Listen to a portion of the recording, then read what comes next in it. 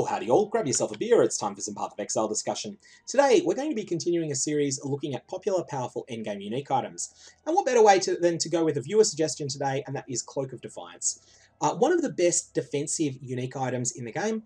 Cloak of Defiance is very bad on most builds, but on builds that are specifically designed to play to its strengths, Cloak of Defiance can be simultaneously the best defensive armor that you can get under a cost of about 50 exalts, but that can also provide you a considerable amount of offense. So, Cloak of Defiance is intimately linked to the Mind Over Matter keystone on the passive tree. What this does is it causes 30% of damage to be taken from mana before life. So what this means is that if you take a hit for 1,000 hit points of damage, instead of losing 1,000 hit points like you normally would, you lose 700 hit points and 300 mana. If you don't have 300 mana left, then you'll lose all your mana, but the remaining damage will still come through and hit your hit points. So if you've only got 50 mana at the time, you'll take 950 hit point damage, as well as 50 points of mana burn, or mana drain. So that's what Mind Over Matter does. It's important to note that Mind Over Matter does not protect Energy Shield in any way, shape, or form. So that makes this keystone, and for that matter, a Cloak of Defiance, a very bad combination in conjunction with Chaos Inoculation. That keystone that sets your life to 1 and makes you immune to chaos damage. These do not work with Chaos Inoculation in any way that you would ever like them to work. That said, Mind Over Matter is extremely strong if you're playing a character whose mana pool is at least 1/2 of their hit points. And this is unreserved mana. So on my character, as you can see, I've only got 155 maximum mana unreserved, and a further roughly 1,000 that's reserved. This is not a character that would ever consider equipping Cloak of Defiance. However, characters with more mana than that can find that this is very solid defensively. However, you do need to be recovering mana in order for Cloak of Defiance to be good, because otherwise you'll just find yourself in a situation where you can't cast spells because you run out of mana, enemies are still hitting you, you can't use your movement skill to get away, and you get sort of locked in place because you can't walk out, and the enemies just keep hitting you and draining your mana faster than you can zap out with a move skill. So, generally speaking, most players like to only equip Cloak of Defiance on characters that have a mana pool larger than their hit points. Once you do that, it's an extraordinarily good piece of gear, and the fact that it's providing lots of mana will mean that your Archmage support, should you be using it, and let's just say that Archmage support and Cloak of Defiance go together very well, then in that case, you are going to be getting a lot of offense out of this item as well. All in all, it's one of the more popular unique chess pieces in the Ultimatum League for a very good reason, and it's something that I highly recommend giving a shot to building around at some point. However, one thing I really like about Cloak of Defiance is that, unlike a lot of other unique items in this series, it's not something that you pick up in the middle of your adventuring career and then you never upgrade past it. Cloak of Defiance is an item that can actually be surpassed by a well-crafted rare item, and so what I'm going to do is swap over to having a look at some of the rare items that people have crafted that compete with Cloak of Defiance and in fact surpass it in power, and discuss the exact mechanics of how those items are crafted, and some of the sort of information about costs. So Cloak of Defiance, you can pick up a 6-link one for a few Exalted Orbs late in a league, such as in Ultimatum League, and you can pick up one that's not linked for well under half of an Exalt. I paid 50 Chaos for the one that you see that I've just got for the purposes of display in this video, and you can get a better rolled one for an Exalt. So that's getting the basic item, but you can upgrade from Cloak of Defiance either to a 2 Implicit Corrupted Cloak of Defiance with good mods on it, or you can upgrade it to an extraordinary double influence rare, and we're going to swap over and talk about crafting those now.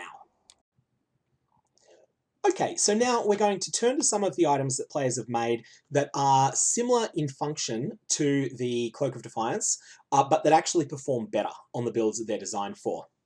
Now, all of these rare items are going to require you to path to Mind Over Matter on the passive tree. Cloak of Defiance grants you the bonus of not needing to be anywhere near that area of the passive tree. You get Mind Over Matter by equipping Cloak of Defiance whether you're near there or not. However, these items are going to require you to actually allocate Mind Over Matter on the passive tree yourself. You can't do this with an anointment. You have to actually path there because it's a keystone. So do keep that in mind. There's an opportunity cost to this option. And if your character is not going anywhere near that section of the passive tree, then I actually suggest that you just use Cloak of Defiance instead. However, let's have a look at Mind Suit, and we'll talk about how this was crafted and what you could do if you wanted to replicate this item. The first thing you'll note is that it is a carnal armor. That doesn't matter. You can use any base you want. However, because of the heist enchant that we're going to be looking for, you're going to want this to be a 2-stat item. So you'll notice here that a carnal armor has both a dexterity and an intelligence requirement. That's going to be easier because the heist enchant that's on this triples the effective attribute requirements, and it's generally easier to meet 2 attribute requirements like what you see here than to meet one massive one that might be in the 500s or even the 600s. So that's your starting point. You are going to want to find a carnal armor that is high enough item level to roll the mods you want and that has this relevant enchant on it. This is a job for trading. This is not going to be something you're likely to find yourself. It's not that this is a particularly rare enchantment. I think all of the heist enchantments are of comparable rarity to each other. It's just that there's a lot of them. Carnal Armor is actually the very best because it comes with a little bit of mana itself, but that's neither here nor there because the rest of the mana that you're getting on this is just such an enormous amount. So you're going to want to look on trade for a high item level, must be 80 plus, but I suggest 86 if you can find it, set of armor that has mana modifiers have 15% increased effect. That will always be paired with a drawback, and the most manageable drawback is the attribute requirements are tripled line. So once you've found that, you are then going to need to influence the item. This is done by the use of a Crusader's Exalted Orb, or alternately, instead of a Crusader Exalted Orb, you could apply a different Conqueror Exalted Orb, and then use the Harvest, Reforge, and Influenced item into a different type of influence, and just get lucky and eventually get either a Crusader or a Shaper one. So once you've done that, and you've got either a Shaper or a Crusader one prepared, you're then going to want to roll one specific mod on it. If this is a Crusader's item, then you are going to want to roll Tier 1 Crusader increased maximum mana, and then you are going to want to elevate that mod using a Maven's Orb.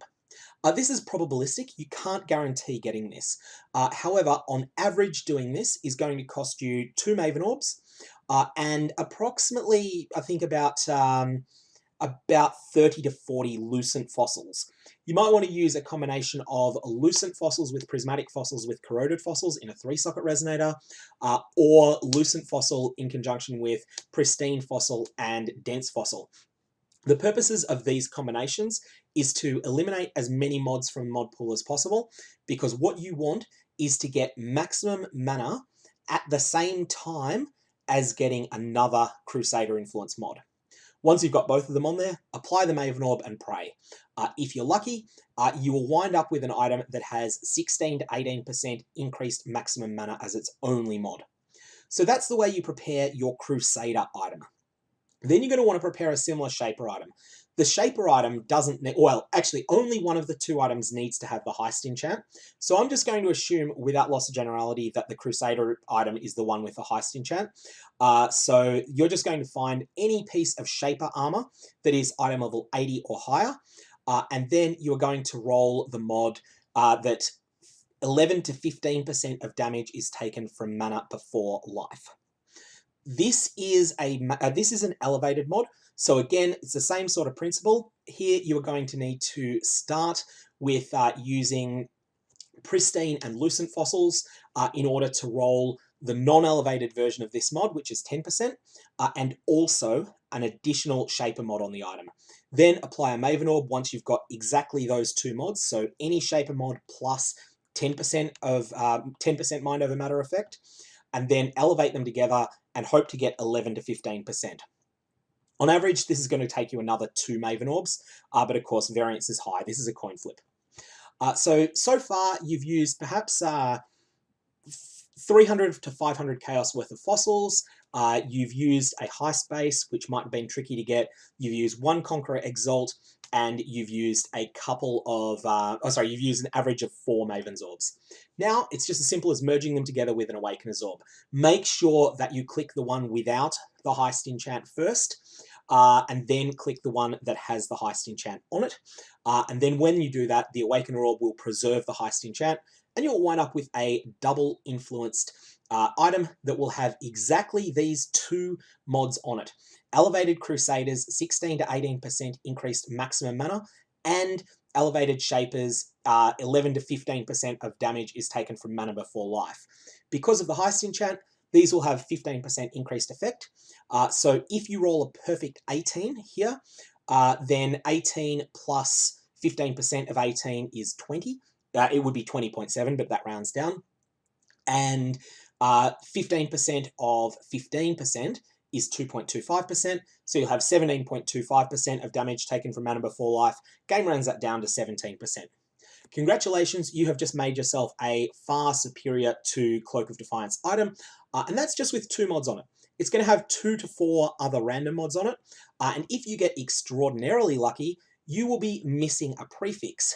And if you're missing a prefix, what you can try to do is roll the mod The Chosen on it. This requires the very expensive Ashling Slam, the Veiled Slam, so it requires a lot of use of the Betrayal system. But if you get extremely lucky, you could get this, and then you'll add 1 of 3 Veiled mods of your choice.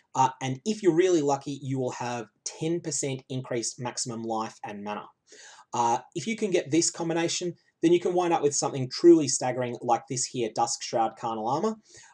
And again, you're looking here at, well, leaving aside the suffixes on this aren't so good, but you've got 17% of damage taken from mana before life, 30% increased life, and 30% increased maximum mana and 11% increased life.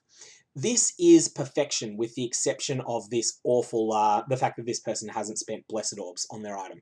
They've created something amazing, and they just haven't finished it for, for the cost of half a Chaos Orb to bless that to perfection. But otherwise, this is an extraordinary item. And this is the step up from a Cloak of Defiance. The other step up that you could go with instead on your Cloak of Defiance is try to aim for a 2 implicit corrupted one, or alternately, you could do all of the steps that were involved in creating Mind Suit, but not use the Maven's Orbs. The Maven's Orbs up the cost by something like 20 Exalted Orbs in the current market, and of course that's going to change by the time you're watching this, but if you skip that, instead you're going to be looking at 11% of damage taken from mana before life, as well as potentially 16% increased maximum mana. Still a very good item, not as strong as the one you see here, but still something that is going to be a step up over the original Cloak of Defiance for most characters. So that's how I would go about getting past your Cloak of Defiance. The best thing is, Cloak of Defiance being such a good item and so popular in the current league, there's plenty of people that'll want it. You'll be able to resell it, especially if you've 6-linked it. You'll be able to hand down your old Cloak of Defiance to someone new that will appreciate it, and also craft yourself something that is in the same vein, but better. Okay, so that's all I got on Cloak of Defiance at the moment. If you've got any comments or questions, definitely fire away below. Otherwise, I'm going to leave it there. And just remember that best friends forever with this item is the Pledge of Hands, unique staff. May your Val Orbs have interesting results, and I'll see you in the next one.